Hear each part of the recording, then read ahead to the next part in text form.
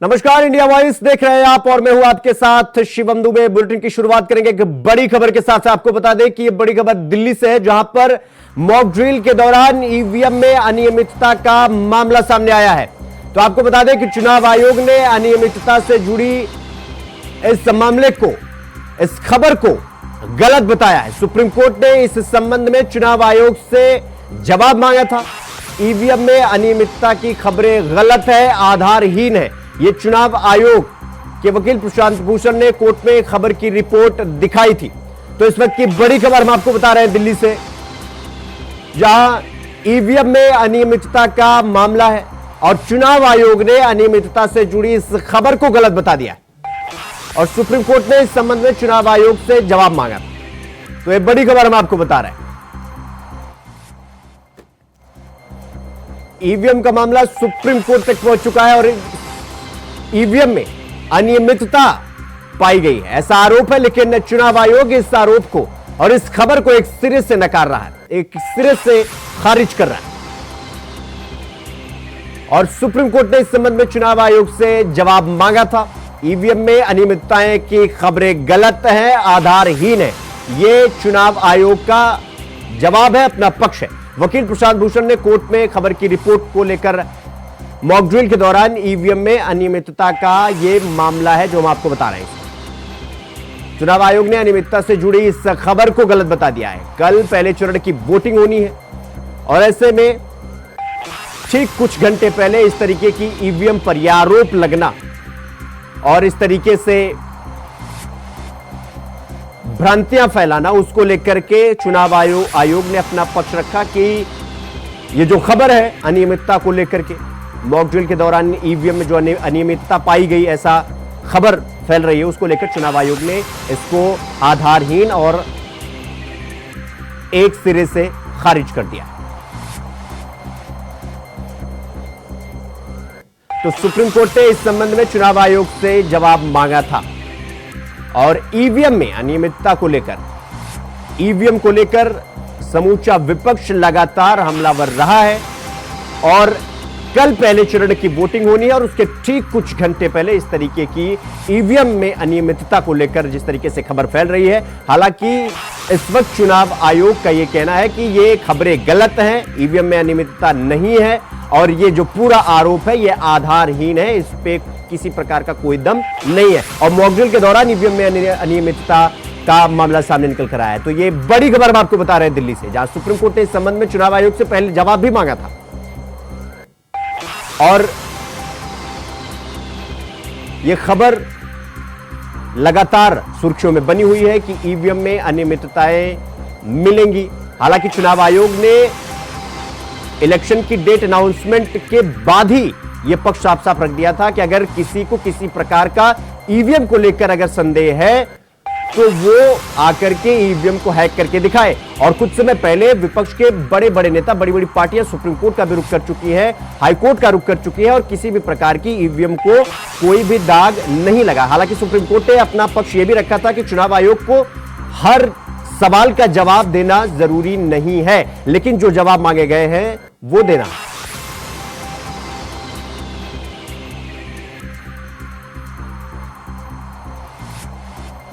इस खबर पर हमारे साथ अजीत कुमार दिल्ली से जुड़ गए हैं। अजीत, जिस तरीके से मॉक ड्रिल के दौरान ईवीएम में अनियमितता पाने का यह मामला है, कल पहले चरण की वोटिंग है।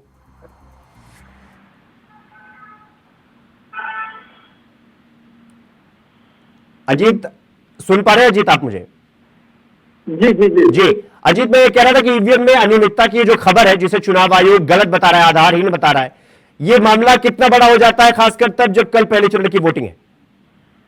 देखिए, बिल्कुल बताता हूँ शिवम, आमतौर पर देखने को मिलता है बार बार जो विपक्ष है उसके द्वारा ईवीएम की जो तमाम जो संभावनाओं पर सवाल खड़े करते रहते हैं और ईवीएम के जो विश्वसनीयता है उस पर विशेष तौर पर सवाल खड़े होते हैं। इसको लेकर के एसोसिएशन फॉर डेमोक्रेटिक रिफॉर्म्स द्वारा एक याचिका दायर की गई थी, जिसमें जो ईवीएम में जो वोटिंग होती है और ईवीएम की वोटिंग की और जो वीवीपैट से जो पर्ची निकलती है उनके मिलान की बात को लेकर के याचिका दायर की गई थी, जिसमें ये याचिका लगाई गई थी कि जो ईवीएम और वीवीपैट से रसीद निकलती है किया जाए, उसके बाद जो गिनती है उस गिनती को किया जाए।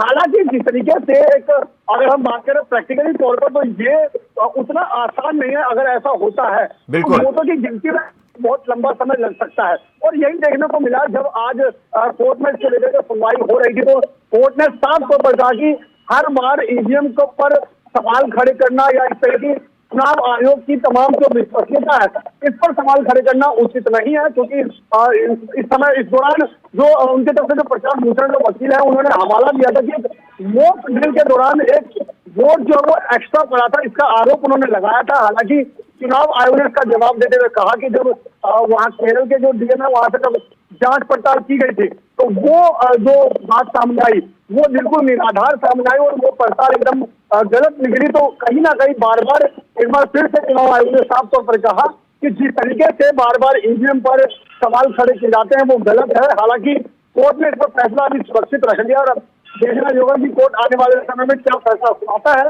लेकिन अब जब भी कल पहले चरण का चुनाव है, मतदान कल लोकसभा चुनाव को लेकर के पहले चरण का मतदान होना है, तो कहीं ना कहीं इस सवाल पर और शंका खड़ी हो जाती है उन लोगों के लिए जो बार बार इस पर सवाल खड़े करते हैं और खास तौर से देश की वो जनता जो मतदाता के रूप में कल अपना चुनाव जो अपना जो मतदान है वो डालने जाएंगे।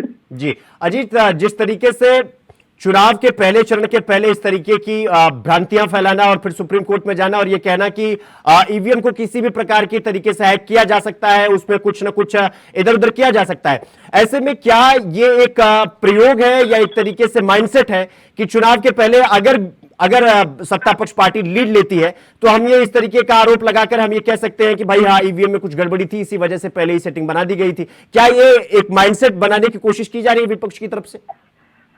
ठीक है, बिल्कुल इसमें कोई दो राय नहीं है, क्योंकि इस तरह की जो बातें हैं वो अक्सर सामने देखने को मिलती रहती है तमाम और राज्यों में जो विधानसभा चुनाव हुए और विधानसभा चुनाव के बाद जिस तरीके से नतीजे जब आते हैं तो आमतौर पर विपक्ष जो है वो साफ तौर पर जो है वो ईवीएम की तमाम संभावना पर सवाल खड़े करता है। साफ तौर पर कहता है कि बार बार उनके सवाल होते हैं कि ईवीएम की जांच की जाए, लेकिन नहीं होता। कहीं ना कहीं ईवीएम पर गड़बड़ी का आरोप लगाते हैं और कहीं ना कहीं कहा जा सकता है कि वोट तैयारी एक बार फिर से यहाँ पर की जा रही है। जी चुनाव आयोग ने अनियमितता से जुड़ी ये जो पूरा मामला आपने बताया। जीत, बहुत बहुत धन्यवाद आपका हमारे साथ जुड़ने के लिए।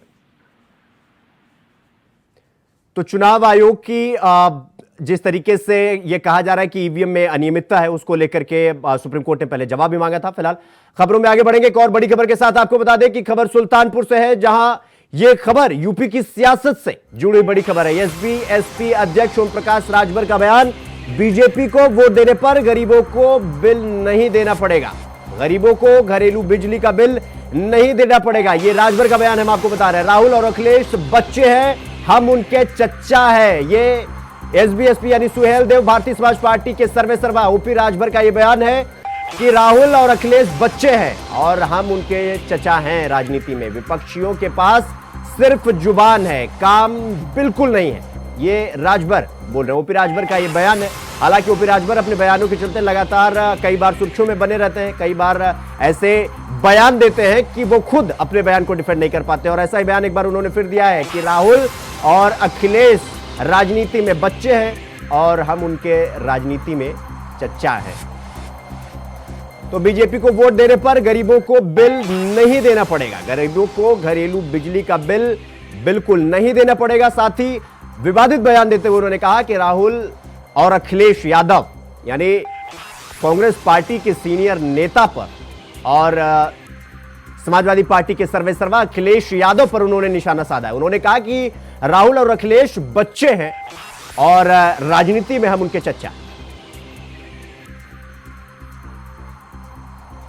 इसी खबर पर हमारे साथ मोहम्मद आसिफ हमारे साथ जुड़ गए, हमारे सहयोगी। आसिफ, जिस तरीके से ओपी राजभर का यह बयान सामने निकल कर आया है कि बिल नहीं देना पड़ेगा, ये बयान तो डाइजेस्टेबल है, लेकिन ये कहना है कि राहुल और अखिलेश बच्चे हैं, राजनीति में हम उनके चच्चा हैं, जिस तरीके से ये बयानबाजी ओपी राजभर की तरफ से देखने को मिल रही है, क्या कुछ नुकसान फायदा हो सकता है बीजेपी को?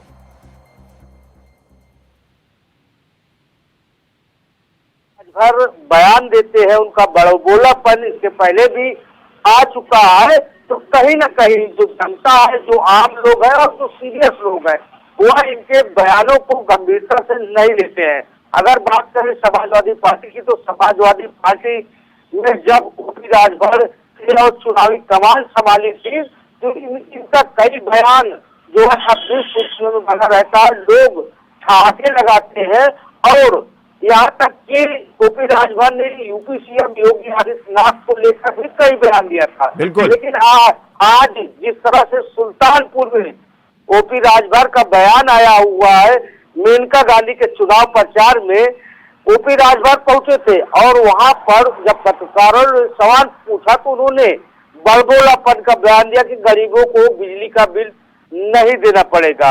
और उसी के बाद जब पत्रकारों ने सवाल दागा तो उन्होंने कहा कि राहुल गांधी और अखिलेश यादव बच्चे हैं और हम उनके चच्चे हैं।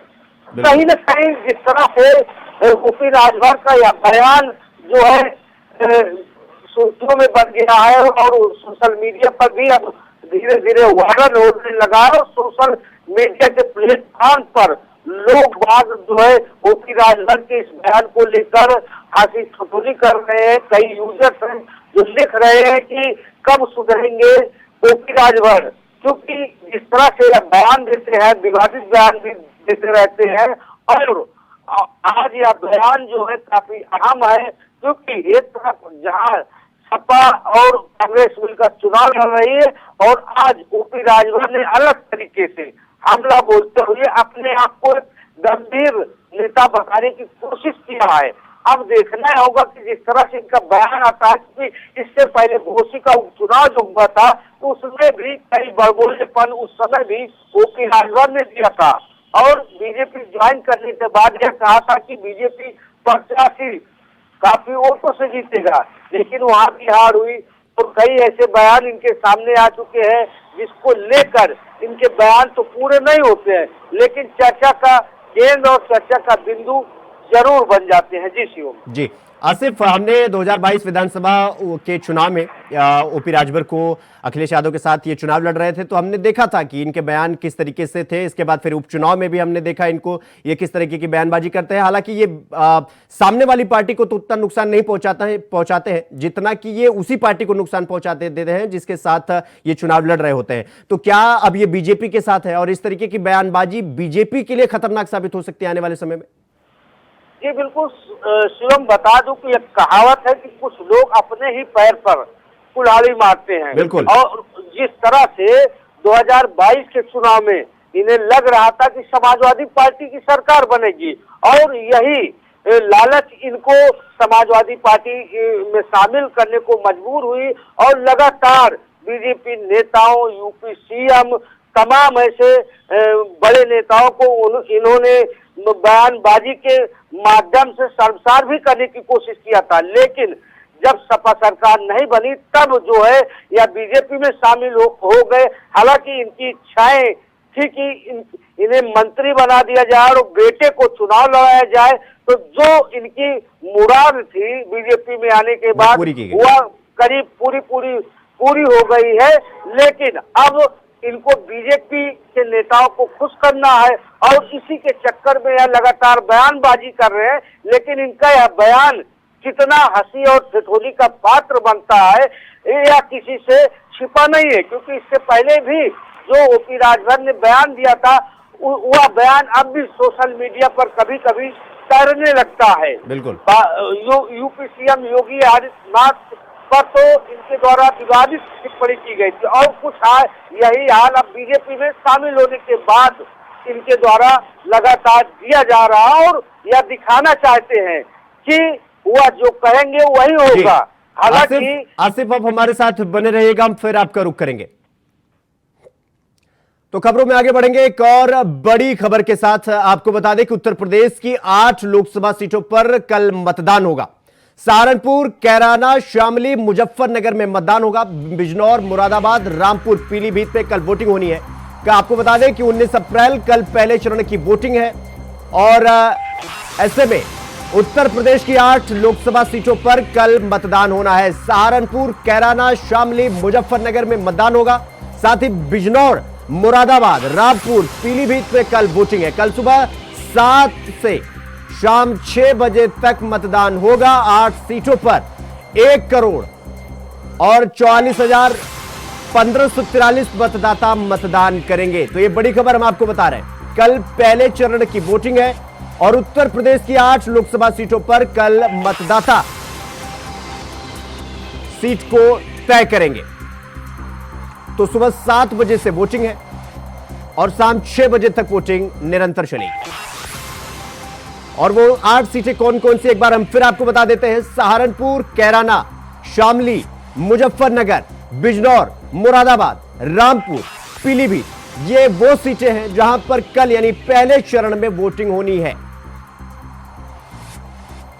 तो हमारे संवाददाता आसिफ हमारे साथ लगातार बने हुए हैं। आसिफ, कल 8 सीटों पर वोटिंग होनी है और कल पहले चरण की तैयारी भी पूरी कर ली गई होगी।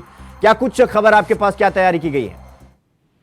जी बिल्कुल शिवम, कल यानी 19 अप्रैल को पश्चिम यूपी की 8 सीटों पर चुनाव होने हैं और चुनाव की बात करें तो प्रशासनिक स्तर पर पूरी तैयारी कर ली गई है। सुरक्षा व्यवस्था का पुख्ता इंतजाम किया जाएगा। पीलीभीत, रामपुर, शामली, कैराना समेत 8 सीटों पर जो चुनाव है उसके लिए यूपी डीजीपी प्रशांत कुमार ने खास निर्देश दिए हैं।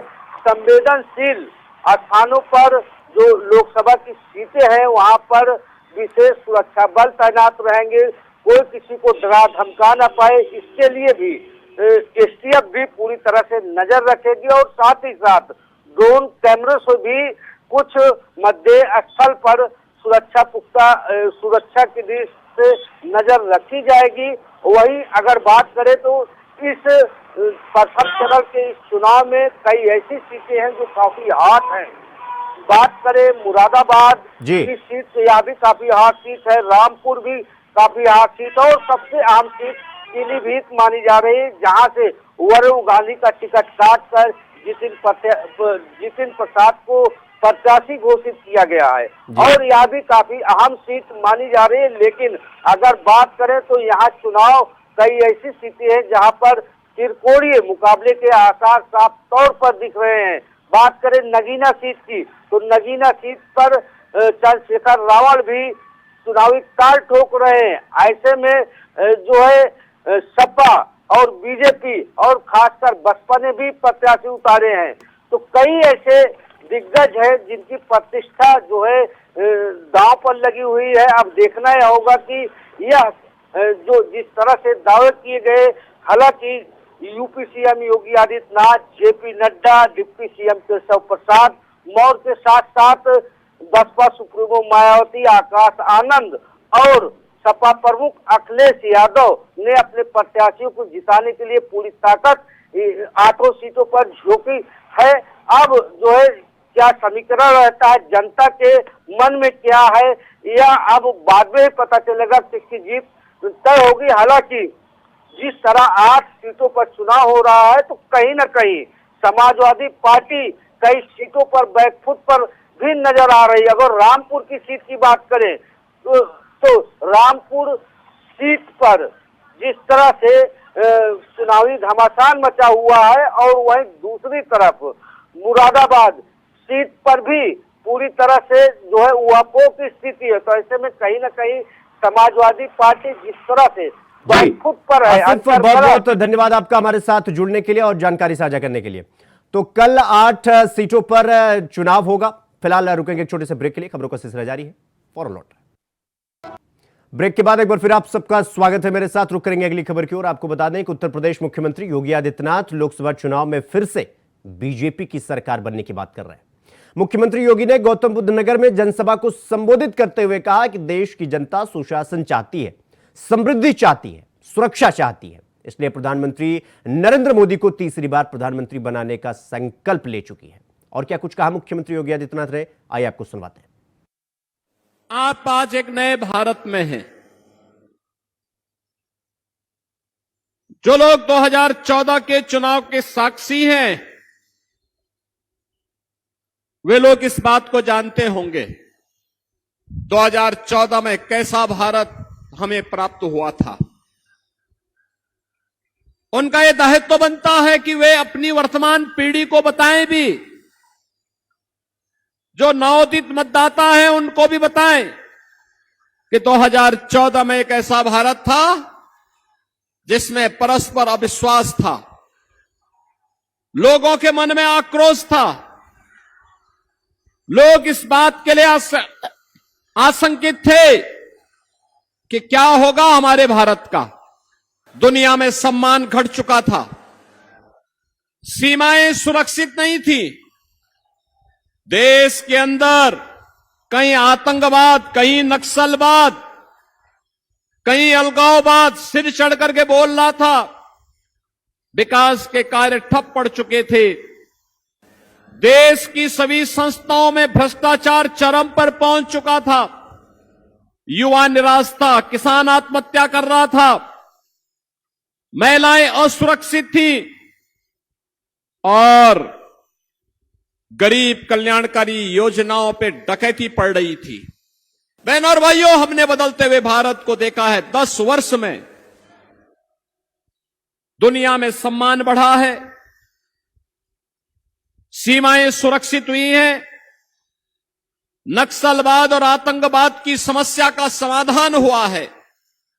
हमारे भारतीय जनता पार्टी और भारतीय जनसंघ के समय से हमारे पदाधिकारी नारा लगाते थे कि जिस जहां हुए बलिदान मुखर्जी वह कश्मीर हमारा है।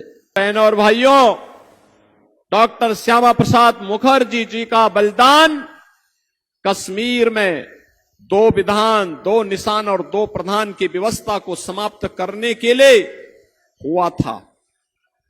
और कांग्रेस ने समस्या दी थी, जिसने आतंकवाद फैलाया न जम्मू कश्मीर में, न केवल बल्कि पूरे देश को आतंकवाद की चपेट में ला दिया।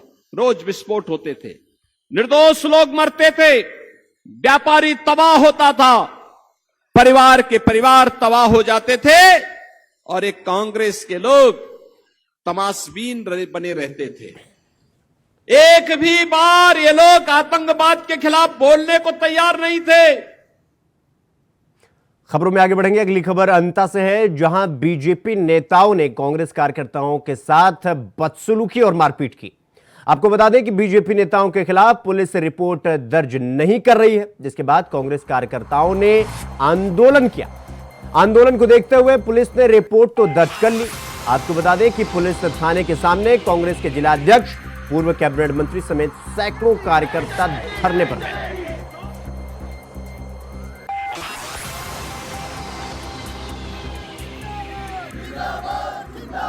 कांग्रेस पार्टी जिंदाबाद। चलेगी नहीं चलेगी, नहीं चलेगी, नहीं चलेगी, नहीं चलेगी, बीजेपी की गुंडागर्दी नहीं चलेगी, नहीं चलेगी, चोर एसपी मुर्दाबाद जिंदाबाद। तो बुलेटिन में फिलहाल अभी के लिए बस इतना ही। देश और दुनिया की तमाम खबरों को देखने के लिए देखते रहिए इंडिया वॉइस। नमस्कार।